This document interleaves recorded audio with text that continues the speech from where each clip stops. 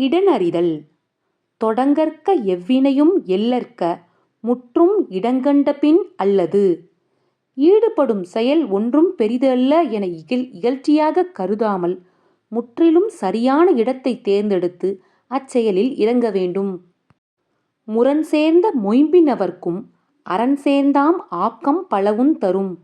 வரும் பகையை எதிர்க்கும் வலிமை இருப்பினும் அத்துடன் அறனைச் சார்ந்து போரிடும் வாய்ப்பும் இணையுமானால் பெரும் பயன் கிட்டும்.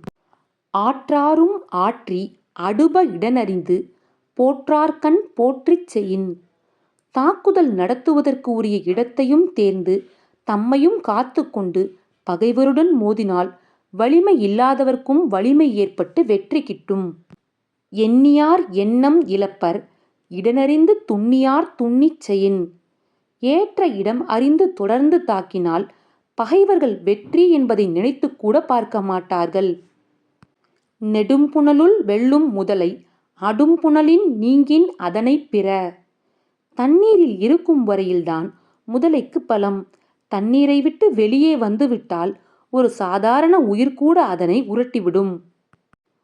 கடலோடா கால்வல் நெடுந்தேர் கடலோடும் நாவாயும் ஓடா நிலத்து. வலிய சக்கரங்களை உடைய பெரிய தேர் கடலில் ஓட முடியாது. கடலில் ஓடுகின்ற கப்பல்களும் நிலத்தில் ஓட முடியாது. ஒரு செயலை செய்பவர் இடத்தை எண்ணியே செய்ய வேண்டும். அஞ்சாமை அல்லால் துணைவேண்டா எஞ்சாமை எண்ணி இடத்தால் செயின். ஒரு செயலுக்கு உரிய வழிமுறைகளை குறையின்றி சிந்தித்து செய்யும் இடத்து அஞ்சாமை ஒன்றைத் தவிர வேறு துணை ஏதும் தேவையில்லை.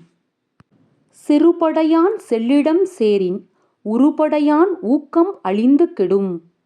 சிறிய படை என்றாலும் அது தனக்குரிய இடத்தில் இருந்து போரிட்டால் பெரிய படையை வென்றுவிட முடியும். சிறைநலனும் சீரும் இலரெனினும் மாந்தர் உறைநிலத்தோடு ஒட்டல் அரிது.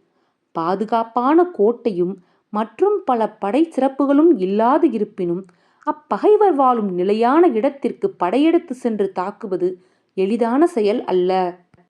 காலால் களரில் நரியடும் கண்ணஞ்சா வேலால் முகத்த களிறு. வேலேந்திய வீரர்களை வீழ்த்துகின்ற ஆற்றல் படைத்த யானை சேற்றில் சிக்கிவிட்டால் அதனை நரிகள் கூட கொன்றுவிடும்.